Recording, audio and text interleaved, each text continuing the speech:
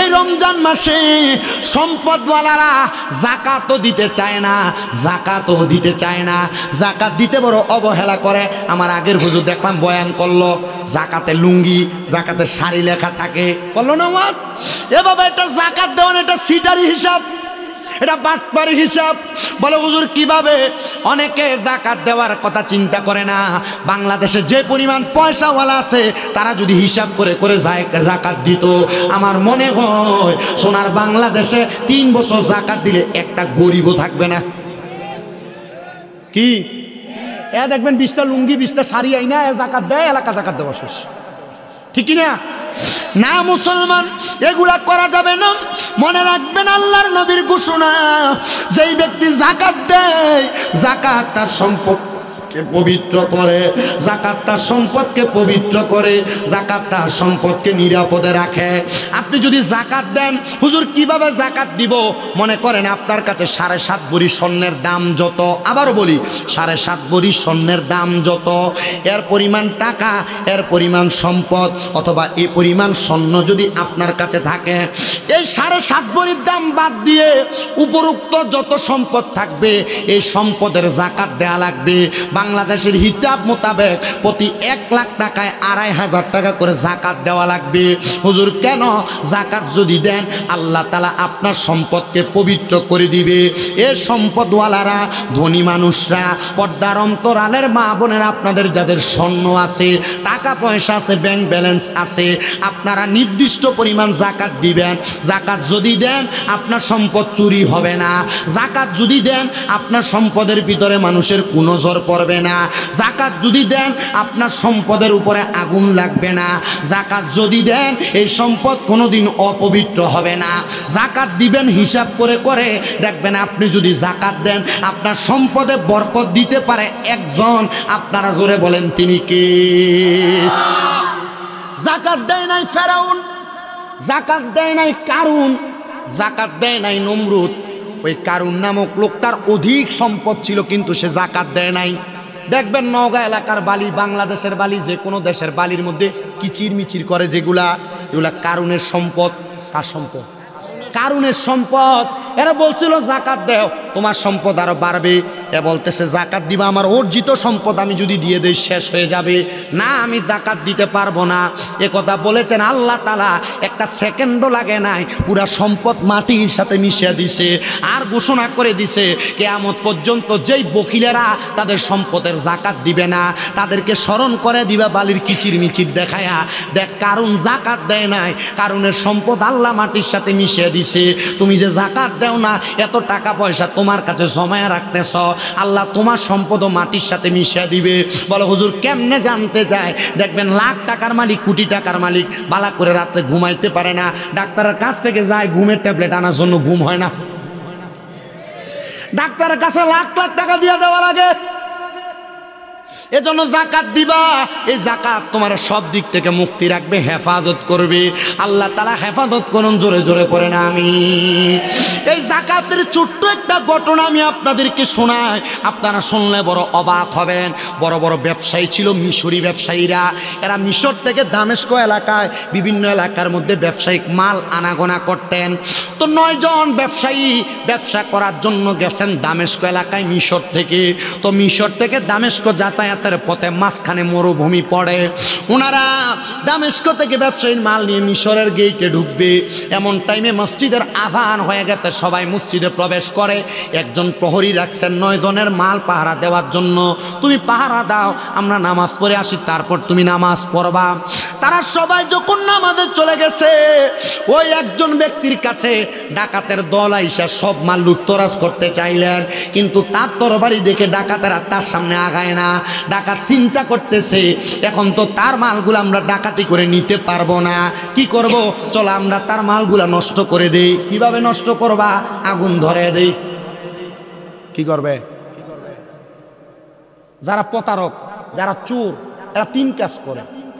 ক্ষতি করবে, আঘাত করবে, অথবা আঘাত করবে ক্ষতি করবে না, অথবা ক্ষতি করবে আঘাত করবে না। কয় কাজ করে? 3 কাজ করে প্রতারক। ওই ব্যক্তি ডাকাতের দলের নাম সবগুলা মালের মধ্যে আগুন লাগিয়ে দিয়েছে।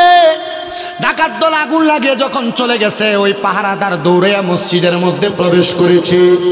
এ আল্লাহর বান্দারা, বণিকেরা, ব্যবসায়ীরা, আপনাদের যত মাল সামান ছিল সব তো আগুনে পুড়ে যাচ্ছে, মাল সামানগুলো তো ধ্বংস হয়ে যাচ্ছে। 9 জন ব্যবসায়ীর ভিতর থেকে 9 জন থেকে 8 জন দৌড়ে মালের কাছে গেছে, একজন আসে না, নামাজে দাঁড়িয়ে আছে। সবাই যা দেখতেছে যে 8 জন দৌড়ে আসছে, 8 জনের মালগুলা পুরো ছাই হয়ে গেছে, কিন্তু যে একজন এখনো আসে নাই তার মালগুলা ঠিকঠাক আছে। কিন্তু শুধু মালগুলা যে ঢাকনা দিয়ে গেছিল, মালগুলা ঢাকনা দেওয়ার কাপড়টা পুড়ে গেছে। ওই 8 জন 9 জনের ব্যক্তি একজন যখন ফিরে আসছেন, তারা বলতেছে, তুমি পাগল নাকি? তোমার সব মাল পুড়ে যেতে লাগছিল, তুমি আসো নাই, তুমি কেন আসো নাই? বলে, আমার মাল তো ঠিক আছে, আমি দেখতেছি তোমাদের মাল পুড়ে গেছে। উনি ডাক দিয়ে বলেন, হ্যাঁ আমি পাগল, আমি আল্লাহ এবং তার রসুলের পাগল। আল্লাহ এবং রসুলের কথা শুনে আমি আমার মালের যাকাত আদায় করেছি। মালের যাকাত দেওয়ার কারণে আল্লাহ তাআলাই আমার মালকে রক্ষা করেছে। আর তোমরা যাকাত দেও না বিদায় তোমাদের মাল আগুনে পুড়ায়া দিয়েছে। বলে, কি বলো? বলে, হ্যাঁ আমি আমার মালের যাকাত দিয়েছি। এবার 8 জন থেকে একজন ডাক দিয়ে বলতেছে, যদি তুমি যাকাত দিয়ে থাকো, তোমার মাল যে তো পুড়ে নাই, একটা চাদর দিয়ে যে মালগুলা ঢাকনা দিয়েছো, একটা মাল, এই চাদরটা তো এখনো পুড়ে গেছে। বলে, এটার উত্তর এখন দিতে পারবো না, আমার সাথে বাড়িতে চলো, তখন তোমাকে উত্তর দিচ্ছি।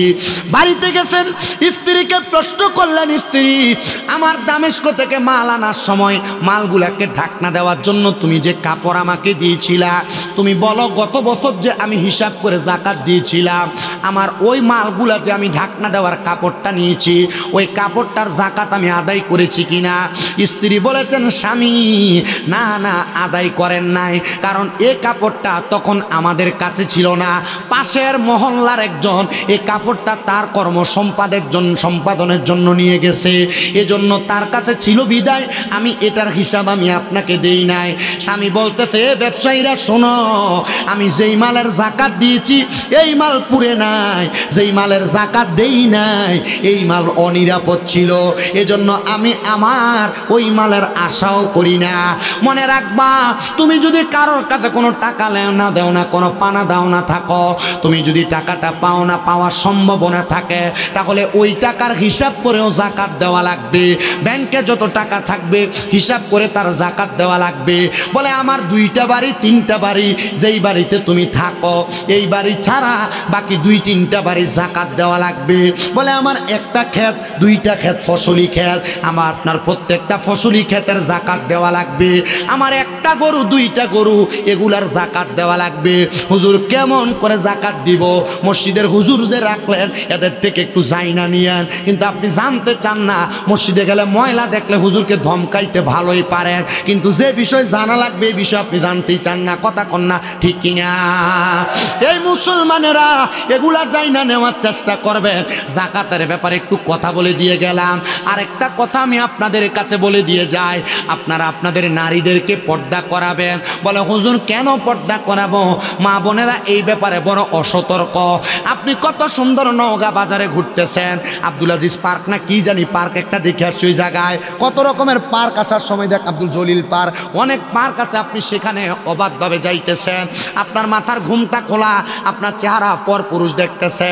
আমি আমার সব মা বোনদের উদ্দেশ্যে বয়ানটা করে দিয়ে যাই, মাহারা আপনারা শুনে রাখেন, আপনারাও দুনিয়া জমিনে পর্দা করবেন, পর্দা করবেন, পর্দা করবেন। কারণ আল্লাহর কোরআন বলে, ওয়াকরনা ফি বুয়ুতিকুন্না ওয়ালা তাবাররাজনা তাবাররুজাল জাহিলিয়াতিল উলা। আল্লাহ তাআলা বলে, তোমরা তোমাদের নারীদেরকে জাহিলিয়া যুগের মহিলাদের মতো বের হতে দিও না।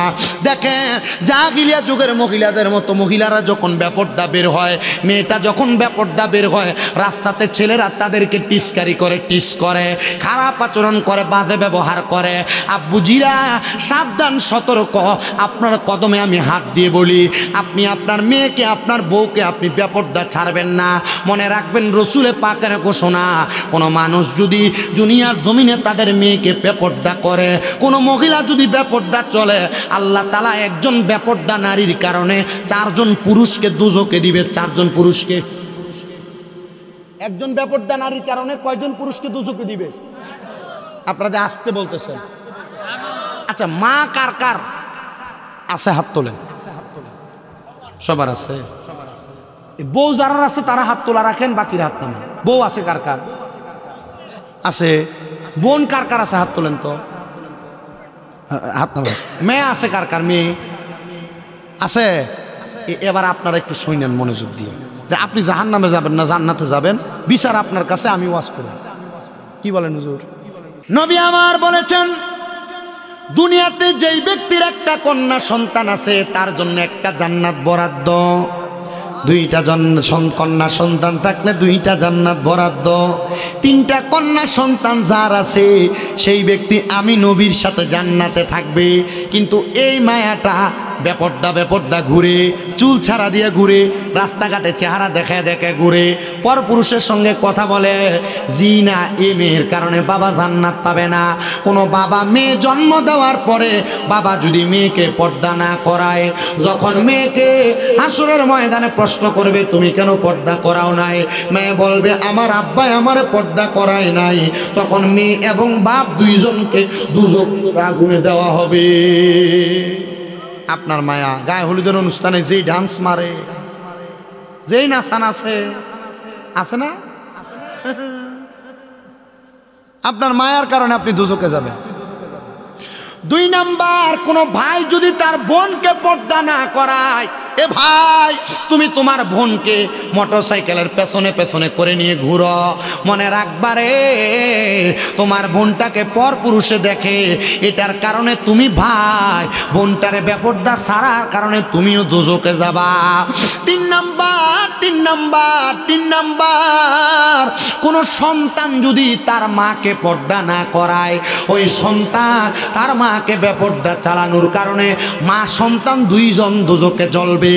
আর 4 নাম্বার, আপনাদের যাদের বউ আছে, আপনারা তো কত সুন্দর বউকে নিয়ে ছোট ভাইয়ের সামনে বসতে দেন, বলে তুমি আমার ছোট ভাইকে ভাত বেড়ে দাও, ভাত বেড়ে দেয়, কথা সত্য, কিন্তু আপনি বলেন এটা তোমার ভাইয়ের মতো কি হবে? কিন্তু নবী বলেন না, ভাইয়ের মতো না। একটা ভাবির জন্য তার দেবর হলো কাল সাপের মতো মৃত্যু সমতুল্য। একটা ভাবিকে তার দেবর যদি দেখে তাহলে ভাবিটা মৃত্যুবরণ করেছে এমন হয়ে যায়। আর আমাদের সমাজ বিয়া করে আনার পরে পুরা এলাকার পুরুষ মানুষ যায় তার বউরে দেখার জন্য, আবার বেটা বিয়া করার পর বিয়া করার যে বিয়ের ছবি এটা ফেসবুকে আপলোড দেয় তার বউরে দেখাইবার জন্য। মনে রাখবা, তোমার বউ যে বেপর্দা, তোমার বউরে যে পরপুরুষে দেখছে, এটার কারণে তোমার স্ত্রীটা দায়ুস হয়ে গেছে। দায়ুস, ওই দায়ুস মহিলা কোনোদিন জান্নাতে প্রবেশ করবে না। এই জন্য আমার নওগাঁ বাতারি গ্রাম এলাকার পর্দার অন্তরালের মা বোনেরা, বেপর্দা চলতে বড় সাবধান। পরপুরুষের সঙ্গে কথা বইল না, পরপুরুষের সঙ্গে সম্পর্ক রাইখো না। মনে রাখবা গো মা, তোমার স্বামী যেমন ভাবে বলে তেমন ভাবে মাইনা চলার চেষ্টা করো। কিন্তু মহিলারা স্বামীর আদেশ মানতে রাজি না, স্বামীকে ঘুমে রাইখা নওগাঁ পুরা বাজার করে নিয়ে চলে আসে, স্বামী ঘুম থেকে সজাগও হতে পারে না। এ মা, মনে রাখবা গো মা, আল্লাহর নবীর ঘোষণা, দুনিয়ার জমিনের ভিতরে একটা মহিলা তার স্বামীর আদেশ ছাড়া বাবার বাড়িতেও যাইতে পারবে না। স্বামীর আদেশ ছাড়া বাপের বাড়িতেও যাইতে পারবে না, কিন্তু বাবার বাড়ি শুধু, হ্যাঁ, শুধু বাবার বাড়ি, সব জায়গায় যাও। আর আপনি যদি যাইতে না দেন, স্বামী বলছে যে না এই সপ্তাহ যাও না, আগামী সপ্তাহ যাও, অন্যদিকে খাটে মুখ ফিরে শুয়ে থাকবে। কি কথা বলে না? অন্যদিকে খাটে মুখ ফিরে শুয়ে রাখে। যদি কথা না শুনে, যদি বলছে স্ত্রী এটা লাগবে, যদি করে নাই স্বামী, অন্যদিন বাচ্চা এক সাইডে ঘুমাইতো, স্বামী স্ত্রী একসাথে ঘুমাইতো, ওই দিন ঝগড়া হওয়ার কারণে বাচ্চা মাঝখানে চলে আসে। আপনাদের কষ্ট হইতেছে? আমি শেষ করে দিব, আমি আর অল্প কিছুক্ষণ সময় আছে আপনাদের কাছে, অল্প কিছুক্ষণ, 1 ঘন্টা 35 মিনিটের হয়ে গেছে। আমি আসি আপনাদের কাছে আর অল্প কিছুক্ষণ সময়, একটু কষ্ট করে বসেন। আব্বুজিরা আপনাদেরকে নিয়ে দোয়া করবো, দুরূদ সালাম পরে আমি চলে যাব। আপনাদের কষ্ট হবে, অসুবিধা হবে, আপনারা একটু কষ্ট করে আব্বুজিরা, সোনা মানিক ভাইয়েরা বসবেন আপনারা শুধু। আল্লাহ যেন কবুল করে। একটু দুরূদ শরীফ পড়েন। আল্লাহুম্মা সাল্লি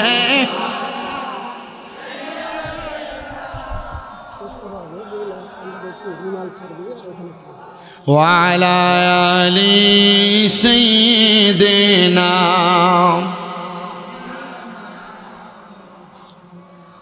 আমার একটা জিনিস ভালো লাগছে, আমাদের এদিকে ওয়ালা আলী সৈয়দানা মাওলানা মোহাম্মদপুর, আপনার শাফিয়ানা মোহাম্মদপুর মারহাবা পড়ে।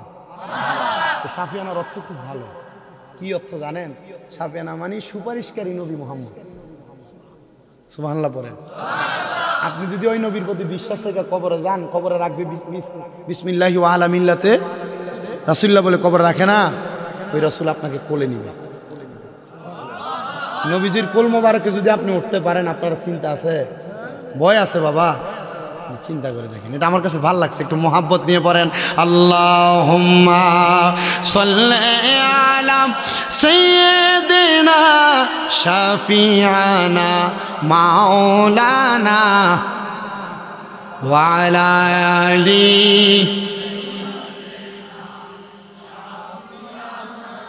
ভাল লাগে না? আমার কাছে প্রথম শুনে শুনে ভাল লাগছে, এই জন্য আমি আপনাদেরকে উপরে আমি একটু পইরা এই জায়গাটা আমি বুঝি নাই প্রথমে, পরে যখন পড়তেছেন পরে আমি বুঝা নিছি, পরে আমার কাছে ভাল লাগছে, কলিজা ঠান্ডা হয়ে গেছে। মারহাবা পড়েন, আল্লাহ কবুল করুক, আমিন কোন। এই মহিলারা যারা স্বামীর কথা শোনো না, তাদের ব্যাপারে সাবধান দিচ্ছি। তোমার স্বামী তোমাকে কোনো কাজ করতে বলে তুমি শোনো না, তোমার ব্যাপারে সাবধান দিচ্ছি। কোনো মহিলা যদি তার স্বামীর আদেশ না মানে, তাহলে ওই মহিলারা জান্নাতে যাওয়া বড় কষ্ট হয়ে যাবে। বলে হুজুর কেন? কারণ হইল এই মহিলা স্বামীর অবাধ্য, স্বামীর কথা শোনে না, এটার কারণে আল্লাহ তাআলা ওই মহিলার প্রতি নারাজ হয়ে যায়। যারা স্বামীর আদেশ মানো না, বলে হুজুর কেমনে মানবো? আমার স্বামী সিগারেট খাইতে খাইতে মুখে দুর্গন্ধ লাগে, আমার স্বামীকে আমার এখন আর ভালো লাগে না, দেবরটাকে ভালো লাগে।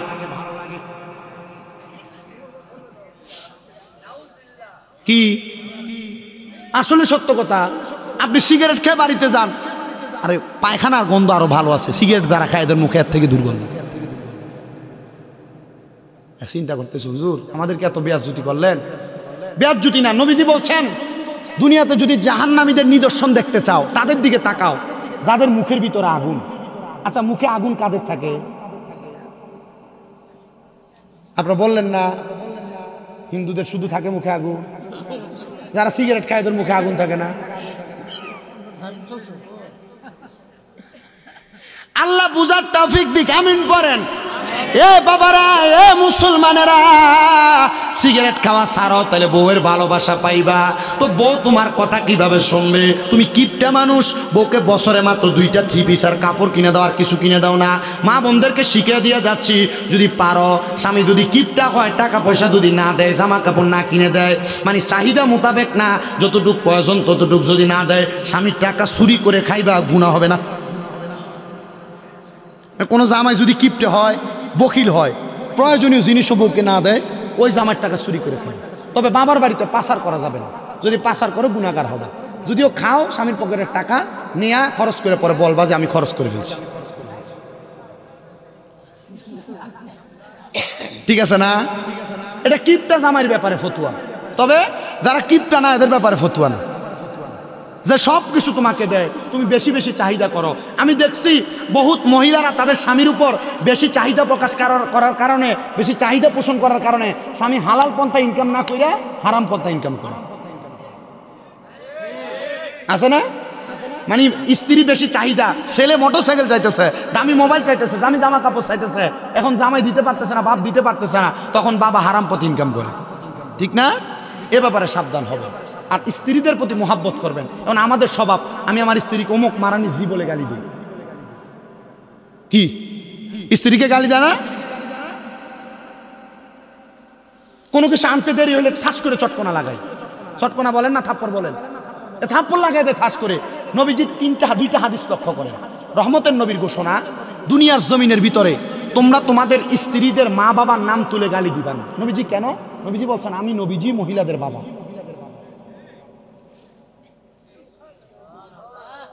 নাই সুবহানাল্লাহ, আরো জোরে সুবহানাল্লাহ।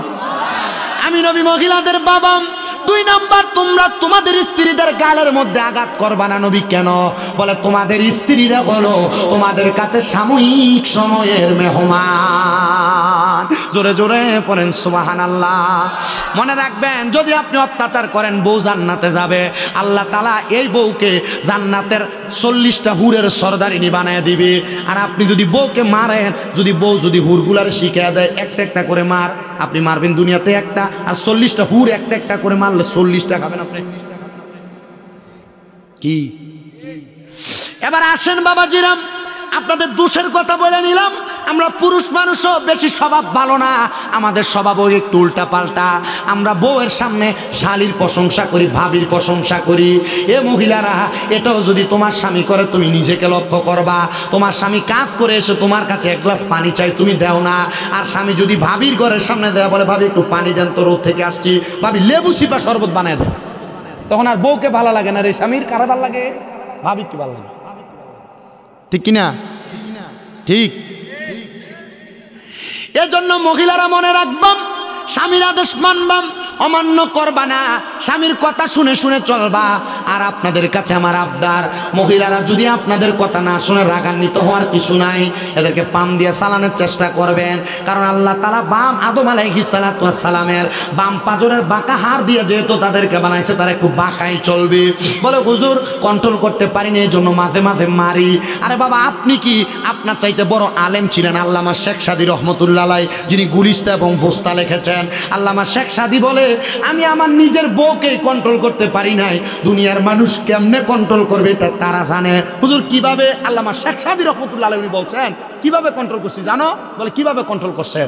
বলে আমি একদিন, আমার এক ছাত্র আসছে আমার কাছে পড়ার জন্য যখন আসছে, ওনাকে আমি বসাইলাম, ওনাকে পড়াইলাম সকাল থেকে দুপুর পর্যন্ত। দুপুর যখন হইলো, আমি আমার ছাত্রকে বললাম, ছাত্র তুমি যেহেতু দুপুর হয়ে গেছে, আমার বাড়ি থেকে কিছু খায়া যাইবা। আপনাদের কষ্ট হইতেছে নাকি? ওঠা বসা করেন। বলতেছে তুমি আমার এখান থেকে একটু খায়া যাইবা। তা আল্লামা শেখ সাদী রহমতুল্লাহ আলাইহি উনি গেছেন, পেছনে যায় দেখতেছেন ঘরে কোনো খানা নাই। খানা বউ চাউল নিয়া পাতিলের মধ্যে রাখছে, পানি দিয়ে রাখছে। এখন তো আমরা সিলভারের পাতিলে রান্না করি, আগে মাটির পাতিলে রান্না করতো। তো মাটির পাতিলের মধ্যে চাউল নিয়ে রাখছে, চাউলে পানি দিয়ে রাখছে, সবজি কাইটা সবজিতে পানি দিয়ে রাখছে। তো আল্লামা শেখ সাদী রহমতুল্লাহ আলাইহি এটা দেখে বউকে একটা ধমক, চাউল আর তরকারির পাতিল, এই পাতিল নিয়ে আল্লামা শেখ সাদীর মাথায় ধুরুম করে মারছে বাড়ি মারাতে পাইল্লার নিচ ভাঙ্গা, যে পাইল্লার কাঁচা আছে, কাঁচা আল্লামা শেখ সাদীর গলাতে এভাবে ঝুলা গেছে। আচ্ছা, আমাদের সমাজে যদি বউ এভাবে মারতো স্বামীকে, উল্টে মারতেন না আপনি? উল্টে মারতেন আপনি? আল্লামা শেখ সাদী বলেন, আমি আমার স্ত্রীকে মারি নাই, আঘাত করি নাই, প্রহার করি নাই, আমি তাকে এমন সাবধানতার সাথে তাকে শাসন করেছি, সে হেদায়েত হয়ে গেছে। কিভাবে? আমি আমার স্ত্রীকে বললাম, ঠিক আছে তুমি যেহেতু আমাকে এভাবে মারলা, আমার গলাতে এটা লাগছে, যেহেতু আমি এখন রাস্তায় যাবো আর পাড়ার লোকরে ঘুরে ঘুরে বইলা বেড়াবো, দেখো আমার বউ আমাকে কত ভালোবাসে, আমাকে এত সুন্দর একটা মালা পরাই দিছে। আল্লামা শেখ সাদী বলে, এই কথা বলতে দেরি আমার স্ত্রীর সাথে সাথে আমার পায়ে পড়ে গেছে। কিভাবে? পায়ে পড়া। আমার স্ত্রী বলছে, স্বামী এই কথা যদি আপনি মানুষকে বলেন, মানুষ আপনাকে খারাপ বলবে না, বলবে কাকে? আমাকে খারাপ বলবে। ও মহিলা, তুমি তোমার স্বামীর বদনাম করো মানুষের কাছে, তোমার বোনের কাছে ফোন করে করে কান্দা কান্দা বিচার দাও, তোমার মার কাছে বিচার দাও, ঠিকই কিন্তু এই স্বামীর ভাত খাবা, কিন্তু এই স্বামী যখন শ্বশুর বাড়ির যাবে আর সম্মান পাবে না, তো তোমার স্বামী তো সম্মান পাবে না। স্বামীর সম্মান যেখানে নাই, এখানে বউয়ের সম্মান আছে, এজন্য তুমি তোমার স্বামীর সম্মান বজায় রাখবে। আল্লাহ ভাই, সমস্যা হলে বলবেন, আমি শেষ করে দেবো। আমি যত তাড়াতাড়ি ছাড়বো তত তাড়াতাড়ি ভালো, আমি বাঁচবো। আসেন তো ইনশাআল্লাহ। আল্লামা শেখ সাদী বলেন, আমি আমার স্ত্রীকে বসায়া আমি এখান থেকে চলে যাচ্ছি লাকড়ি জোগাড় করার জন্য। ভালো আলেম মানুষ। আর ছাত্র এখান থেকে বলে, আমার এত বড় বড় ওস্তাদ, এত এলেম, কিন্তু এত ছাত্র কন্ট্রোল করে, বউ কন্ট্রোল করতে পারলো না। আল্লামা শেখ সাদী বলেন, বউকে রাইখা দিলাম, জংলায় গেলাম কাঠ কাটার জন্য। গাছুইটা কাঠ কেটে কেটে অনেক কাঠ হয়ে গেছে, জংলার মধ্যে ভাগ ঘুরে ভাগ আল্লামা শেখ সাদীকে খেয়ে ফেলবে। আল্লামা শেখ সাদীর দিকে তাকায়, আর এটা নামলে এটাকে খাবো, ভাগ আড়ালে যায় লুকাইছে। আল্লামা শেখ সাদী গাছ থেকে নিচের দিকে তাকায় দেখতেছেন অনেকগুলা লাকড়ি, কিভাবে নিব। পরে ডাইনে বামে তাকায় দেখে একটা ভাগ আছে। আল্লামা শেখ সাদী কয়, যাক লাকড়িগুলা বোঝাই করার জন্য একটা সদস্য পাইছি। আচ্ছা, আপনি ভাগের সামনে যাবেন? আল্লাহর যারা সাচ্চা পাক্কা বান্দা, এরা চাইলে আল্লাহ প্রদত্ত ক্ষমতায় ভাগকে কন্ট্রোল করে ফেলতে পারে। কথা বলেন না কেন? পারে না? বান্দা হইতে হবে ক্লিন নাকি সুদখোর নাকি ঘুষখোর নাকি বেনামাজি? না না না, আল্লাহর বান্দাও হওয়া লাগবে তেমন। কথা বলে না কেন? ঠিক কিনা? আল্লামা শেখ সাদী নিচে নাইমা লাকড়িগুলা বাদাই করে বাঘের পিঠে লাকড়িগুলা নিয়ে বাড়ি পর্যন্ত গেছে। ছাত্র দেখে বড় ভয়, ওমা ভাগ নিয়ে চলে আসছে। লাকড়িগুলা নামায়া বাঘের মতো চলে যায়। আল্লামা শেখ সাদী লাকড়িগুলা পেছনে দিয়া ছাত্রের সঙ্গে কথা বলে সময় কাটাবে, বউ রান্না করবে। আসার সাথে সাথে ছাত্র সালামও দেয় না, জিজ্ঞাসা করে হুজুর একটা জংলার বাঘকে কন্ট্রোল করতে পারলেন, কিন্তু নিজের ঘরের বউটাকে কন্ট্রোল করতে পারলেন না। হুজুর বলে তুমি কি সব শুনছো? হুজুর শুনছি।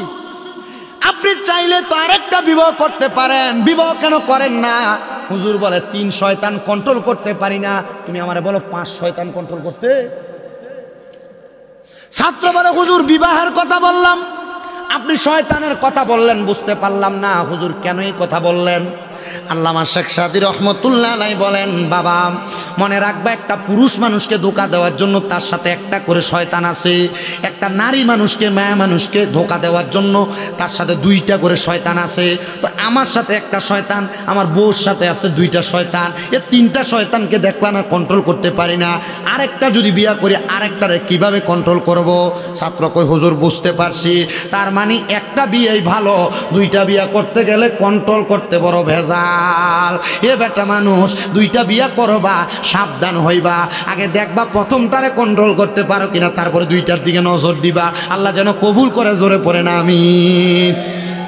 কেন এটা বলছি? আপনি আপনার বউয়ের সামনে বউয়ের প্রশংসা করেন, আপনি আপনার স্ত্রীর সামনে আপনি প্রশংসা করতেছেন আপনার ভাবি, বউয়ের সামনে মাঝে মাঝে বউর তরকারি খারাপ হইলো, আজকে তরকারি খুব মজা হয়েছে, শুধু একটু লবণটা বাড়াই দিলে চলতো না। আপনি তো লবণ কমেছে কিনা, হ্যাঁ এভাবে রান্না করলে বাবার বাড়িতে যাও, আপনি এভাবে ধমক দেন। আপনি এভাবে না বলে বলতেন তরকারি পাক ভালোই হয়েছে, লবণ একটু কম হয়েছে আর কি, ভবিষ্যতে বাড়াই দিন। আপনি এভাবে বলেন না, আপনি সমাজের শালীনতা, পরিবারের শালীনতা আনতে পারছেন না। আল্লাহ যেন কবুল করে, জোরে পড়ে না আমিন। কিন্তু আরেক জাতের পুরুষ আছে, এই পুরুষটা বউ যা কয় তা শুনে। আমাদের সমাজে মানে কুমিল্লা এলাকায় এই বেটারে বউ পাগল বলে না, বেটটা বলে, বেটটা। আপনাদের দিকে বলে এগুলা?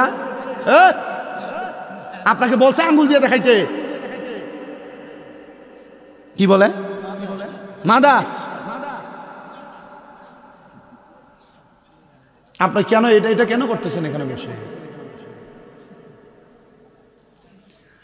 আমার মুসলমান ইমানদারেরা গভীর মনোযোগ দিয়ে বয়ান শ্রবণ করার চেষ্টা করেন। হে মুসলমান, এ নবীর উম্মতের দল, আশিক রাসূল ভাই বাবারা, বন্ধুরা, এবার আল্লাহর বান্দারা দুনিয়ার জমিনের ভিতরে বউয়ের কথা শুনে অনেকে মা বাপকে আলাদা করে দেয়, ভাত দেয় না, এমন সন্তানও আছে। আছে না নাই? আপনার বউ আপনার কথার কথায় বলেছে, এ স্বামী তোমরা তো 2-3 ভাই, তুমি একা কেন তোমার মা বাপরে ভাত খাওয়াও? তারা খাওয়াইতে পারে না, এই কথা শুনে যারা তোমাদের মা বাপকে আলাদা করে দিছ, মা বাপকে বাদ দাও না, মা বাপকে জুদা করে দিছ। সন্তান তোমার কাছে আমার আবদার, আমি শামীম রেজানা যদি নওগাঁ রাজশাহী বিভাগের বড় আলেম আইনা ওয়াজ করাও আর মা বাপরে ভাত না দাও, মা বাপের প্রতি অত্যাচার করো, মা বাপরে তুমি অন্যায়ভাবে খারাপ আচরণ করো, এমন ওয়াজ দিয়ে কোনো লাভ হবে না। দেশ সন্তান এমন যদি কেউ করে থাকো, দাও তোমার পাও আমার সামনে দাও, আমি প্রয়োজনে আমার জিহ্বা দিয়ে তোমার পাও পরিষ্কার করে দিব।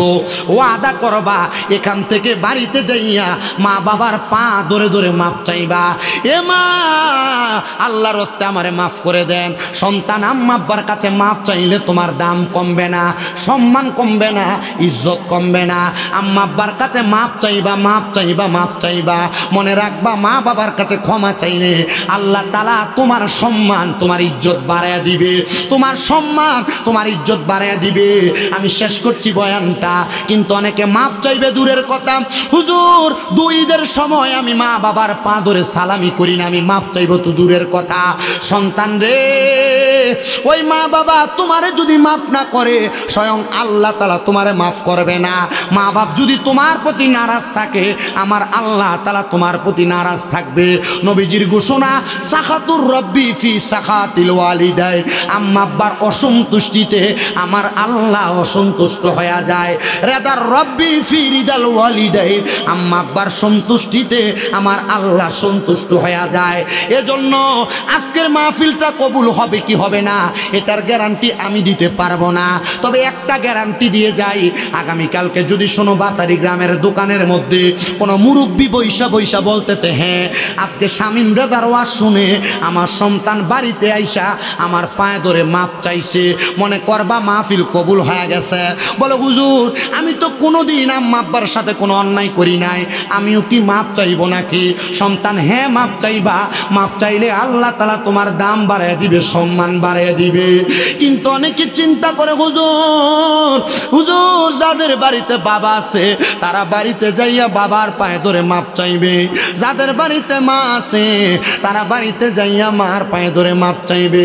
হুজুর আমার তো আব্বা নাই, আমি কার পায়ে ধরে মাপ চাইব? হুজুর আমার তো মা নাই, আমি কার পায়ে ধরে মাপ চাইব? সন্তান মা বাপ যদি কবরে থাকে, মাপ চাওয়ার যদি কোনো সুযোগ না থাকে, নবীজির ঘোষণা মোতাবেক চোখের মনি কোঠার মধ্যে একটা মাছির মাথা পরিমাণ পানি ছাইরা দিয়া যদি কেউ কান্না করে, ওই পানি মাটিতে পড়ার আগে আমার আল্লাহ তাআলা তার মা বাবার জীবনের গুনাহ মাফ করে দেয়। এ পর্দার অন্তরালের মা বোনেরা, এ যুবক ভাইরা, মুরব্বী বাবারা, তোমাদের মা বুঝি কবরে, বাবা বুঝি কবরে। সামনে রমজান মাস আসতেছে, অনেকেই মা বাবার জন্য আফসোস করবে, অনেকের মা বাবা তাদেরকে ভোরবেলা ডাক দিয়ে দিয়ে উঠে উঠে ভাত খাওয়াইতো। অনেক সন্তানেরা মা বাপ সুন্দর সুন্দর ইফতার তৈরি করতো, মা বাপরে নিয়ে বসে বসে ইফতার করত। এখন মা নাই, এখন বাবা নাই, চোখের সামনে দামি দামি খাবার থাকবে কিন্তু মা বাপরে খাওয়ানোর মতো ক্ষমতা তুমি সন্তানের নাই, কারণ তারা কবরে। সন্তান ওই মা বাবা যদি কবরে থাকে, আল্লাহ তাআলা তোমার মা বাপরে কবরে যেন সুন্দর খাবারের ব্যবস্থা করে দেয়, সুন্দর রিজিকের ব্যবস্থা করে দেয়, কবরে জান্নাতি নিয়ামতের ব্যবস্থা করে দেয়। আমি দোয়া করার আগে তোমাদের সবার কাছে বলবো,